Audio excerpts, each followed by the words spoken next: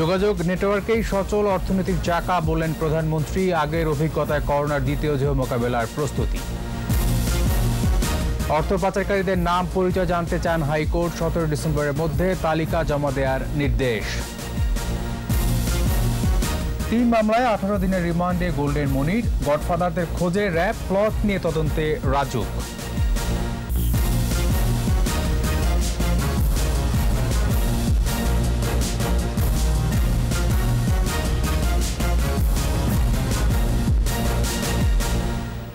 শুনছিলেন first security ইসলামী bank limited সংবাদ শিরোনাম। আমন্ত্রণ জানাচ্ছি রাতের 21 সংবাদে। আপনাদের সাথে আছে আমি তানজির আহমেদ। দর্শক, 21 টেলিভিশনের সংবাদ একই সাথে সরাসরি দেখতে পাবেন আমাদের ফেসবুক পেজ www.facebook.com/2124 অনলাইনে। সরকারের ধারাবাহিকতা আছে বলেই জনগণ উন্নত জীবন পেয়েছে, এমন মন্তব্য করে প্রধানমন্ত্রী শেখ হাসিনা বলেন, যোগাযোগ ব্যবস্থা উন্নত হলে আর্থসামাজিক উন্নয়নও বেগবান হবে। সার্বিক উন্নয়নকে কেন্দ্রে রেখেই সরকার আধুনিক যোগাযোগ নেটওয়ার্ক গড়ে তুলেছে বলেও জানান প্রধানমন্ত্রী। করোনা মোকাবিলার অভিজ্ঞতা কাজে লাগিয়ে দ্বিতীয় তরঙ্গ সামলে ওঠার প্রস্তুতির কথাও জানিয়েছেন প্রধানমন্ত্রী শেখ হাসিনা। বিস্তারিত জানাচ্ছেন আকবর হোসেন সুমন। মাগুরার মধুমতি নদীর ওপর এলাংখালী ঘাটে নির্মিত হয়েছে 600 মিটার দীর্ঘ শেখ হাসিনা সেতু। আর নারায়ণগঞ্জের শীতলক্ষা নদীর ওপর নির্মিত হয়েছে গোলাম দস্তগীর গাজী বীর প্রতীক সেতু, যার দৈর্ঘ্য 576 মিটার। যশোর খুলনা সড়কের ভাঙা গেট থেকে নাউলি বাজার সড়ক সংযোগে ভৈরব নদীর ওপর নির্মিত হয়েছে 702 মিটার দীর্ঘ সেতু। এদিকে পাবনায় বীর মুক্তিযোদ্ধা রফিকুল আলম বকুল স্মরণে নির্মাণ করা হয়েছে স্বাধীনতা চত্বর। গণভবন থেকে এসব স্থাপনার উদ্বোধন করেন প্রধানমন্ত্রী শেখ হাসিনা। বক্তব্যে তুলে ধরেন যোগাযোগ নেটওয়ার্ক নিয়ে তার সরকারের পরিকল্পনার কথা। 2001-এর পরে যে অত্যাচার নির্যাতন শুরু হলো এবং আওয়ামী লীগ ক্ষমতায় আসতে পারল না, একটা চক্রান্তের ফলে বাংলাদেশের মানুষের জীবন থেকে আবার প্রায় 8টা বছর পিছিয়ে গেল। 2009 যখন আমরা সরকার গঠন করি, তারপর থেকে ধারাবাহিকভাবে সরকারে আছি বলেই আজকে আমরা দেশের মানুষের উন্নতিটা করতে পারছি। অর্থনৈতিক সমৃদ্ধিতে উন্নত যোগাযোগ ব্যবস্থার গুরুত্বের কথাও তুলে ধরেন প্রধানমন্ত্রী। আমরা মনে করি যে যোগাযোগ ব্যবস্থার উন্নয়ন, বিদ্যুৎ এবং মানুষের যে উৎপাদিত পণ্য বাজারজাত করার সুযোগ এবং যাতে পণ্য উৎপাদন হয় তার ব্যবস্থা করা, বিনিয়োগ যাতে বাইরের থেকে আসে সেই ব্যবস্থা করা, অর্থনীতি চাকাটা সবসময় যেন সচল থাকে, সেই বিষয়ভাবে এসব দিকে নজর দিয়েই কিন্তু আমরা পরিকল্পনা করেছি। করোনার দ্বিতীয় তরঙ্গ মোকাবেলায় সরকারের প্রস্তুতি এবং অগ্রাধিকার ভিত্তিতে ভ্যাকসিন সংগ্রহ নিয়ে সরকারের পরিকল্পনার কথা জানান সরকার প্রধান।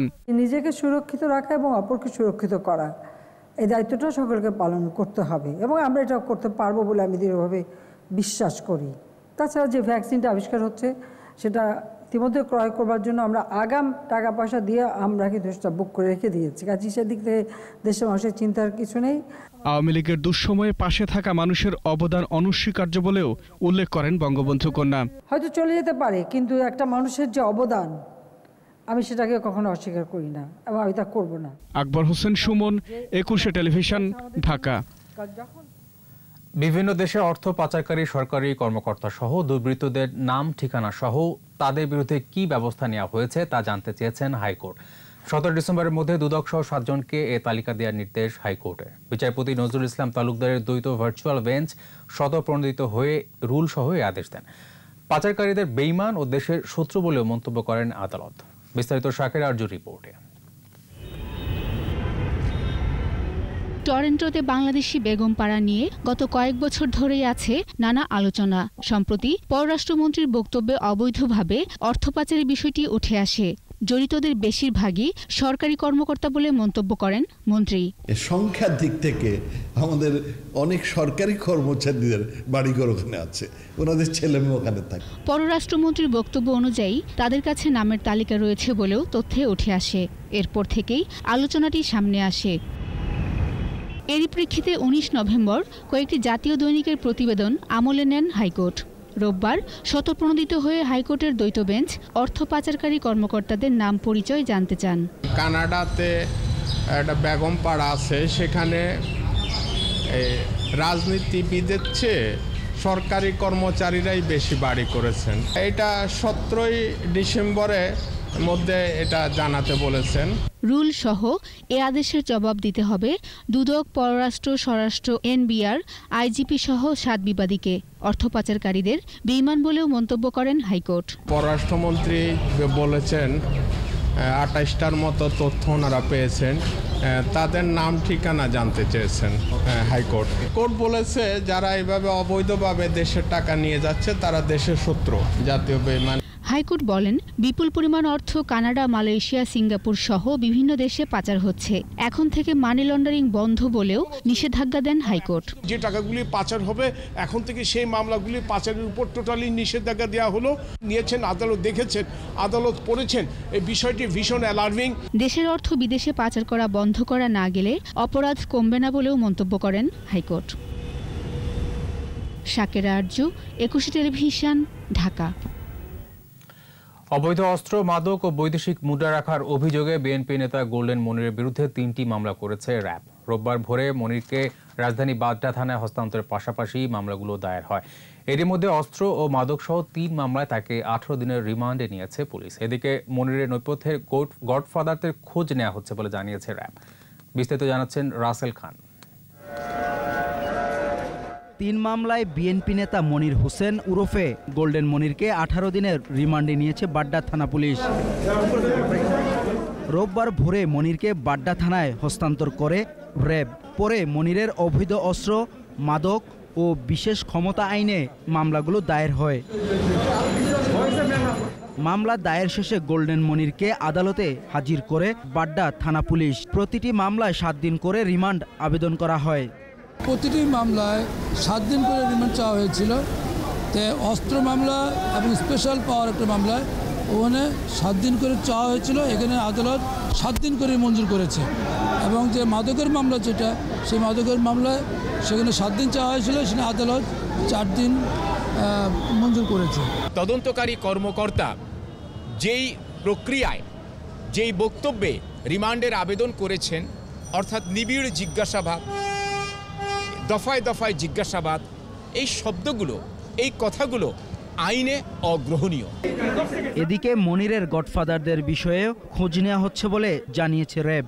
লাগেজ এর ব্যবসা শুরু করার মধ্যে দিয়ে মূলত তার এই অবৈধ পন্থায় জীবনযাপনের প্রথম পদক্ষেপ হিসেবে পরিগণিত হয়। আমরা গোল্ডেন মনির সম্পর্কিত যে ধরনের তথ্য পেয়েছি, যে তথ্যটি ফৌজদারি দ্বন্দ্ববিধির আওতার বহির্ভূত, সে সকল তথ্য দিয়ে আমরা সংশ্লিষ্ট কর্তৃপক্ষকে, সংশ্লিষ্ট সংস্থাকে আমরা অবহিত করব তাদের প্রয়োজনীয় আইনানুগ ব্যবস্থা গ্রহণ করার জন্য।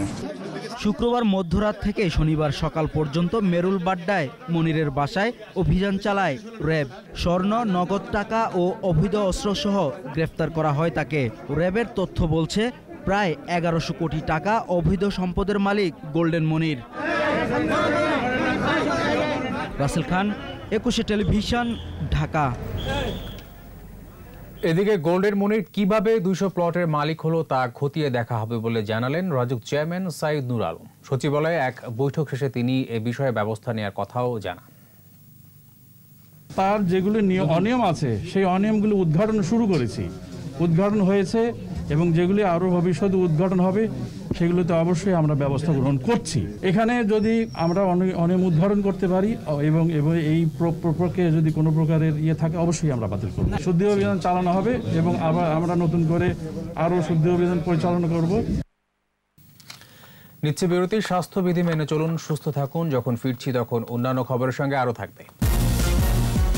করোনায় 24 ঘন্টায় আরও 38 মৃত্যু, ভ্যাকসিন আসলেই পাবে বাংলাদেশ।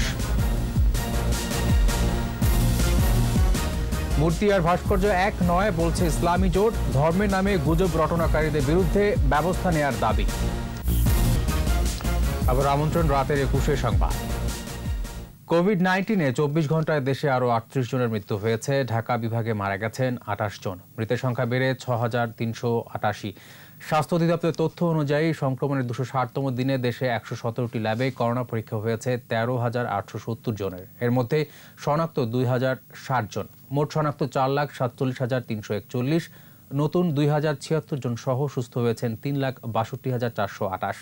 24 ঘন্টায় শনাক্তের হার 14.85%। এ পর্যন্ত করোনা পরীক্ষা হয়েছে 26,49,072।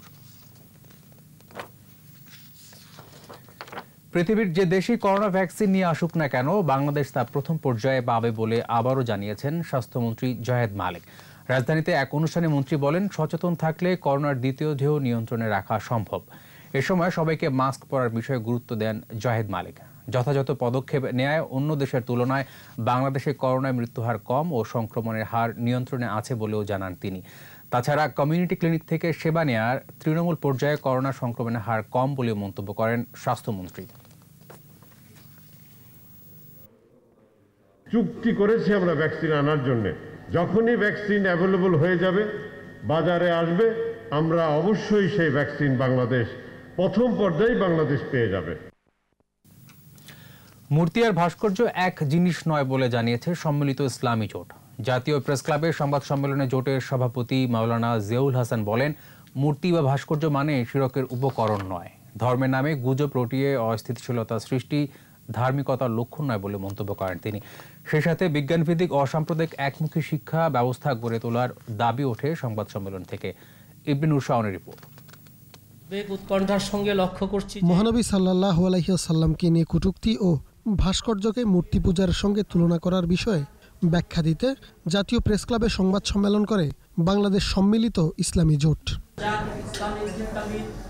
লিখিত বক্তব্যে জাতির জনক বঙ্গবন্ধু শেখ মুজিবুর রহমানের ভাস্কর্য নিয়ে হেফাজত ইসলামের বক্তব্যের প্রতিবাদ জানানো হয়। ভাস্কর্যের বিরোধিতাকারীদের দেশবিরোধী সন্ত্রাসী আখ্যা দিয়ে তাদের প্রতিহতের আহ্বান জানায় সংগঠনটির নেতারা। জাতির জনক বঙ্গবন্ধু শেখ মুজিবুর রহমানের জন্য নির্মিত ভাস্কর্য যে সকল স্থাপনা জাতির ইতিহাস ও ঐতিহ্য মাখা স্মৃতি বহন করে, সে সকল স্মৃতি সংরক্ষণের জন্য কঠোর আইন প্রণয়নে সরকারের নিকট জোর দাবি জানাচ্ছি। কোরআন ও হাদিসের আলোকে আল্লাহ ও তার রাসূলকে নিয়ে কেউ মন্দ কথা বললে তার জাগতিক শাস্তি ইসলাম সমর্থন করে না বলে উল্লেখ করা হয় সংগঠনটির পক্ষ থেকে। যদি শরীয়ত অনুযায়ী মহানবী সাল্লাল্লাহু আলাইহি ওয়াসাল্লামের অবমাননার শাস্তি মৃত্যুদণ্ড, ফাঁসি বা যাবজ্জীবন কারাদণ্ড কিংবা জেল জরিমানা হতো, তবে মহানবী সাল্লাল্লাহু আলাইহি ওয়াসাল্লাম নিজে সবচেয়ে প্রথমে এর উপর আমল করে দেখাতেন। মসজিদ ও মাদ্রাসাকে যাতে কেউ রাজনৈতিক স্বার্থে ব্যবহার করতে না পারে সে বিষয়ে সরকারকে সজাগ থাকার আহ্বান জানান বক্তারা। হিন্দুদের বাড়িঘরে আক্রমণ করা হয়েছে, আমরা তারও নিন্দা জানাই। ইবনে নূর শাওন, 21 টেলিভিশন, ঢাকা। আর এর সাথে শেষ করছি রাতের 21 সংবাদ। যাবার আগে ফার্স্ট সিকিউরিটি ইসলামী ব্যাংক লিমিটেড সংবাদ শিরোনামগুলো আরও একবার। যোগাযোগ নেটওয়ার্কেই সচল অর্থনৈতিক চাকা বললেন প্রধানমন্ত্রী। আগের অভিজ্ঞতায় করোনার দ্বিতীয় ঢেউ মোকাবেলার প্রস্তুতি। অর্থ পাচারকারীদের নাম পরিচয় জানতে চান হাইকোর্ট। 17 ডিসেম্বরের মধ্যে তালিকা জমা দেওয়ার নির্দেশ। 3 মামলায় 18 দিনের রিমান্ডে গোল্ডেন মনির। গডফাদারদের খোঁজে র্যাব, প্লট নিয়ে তদন্তে রাজুক।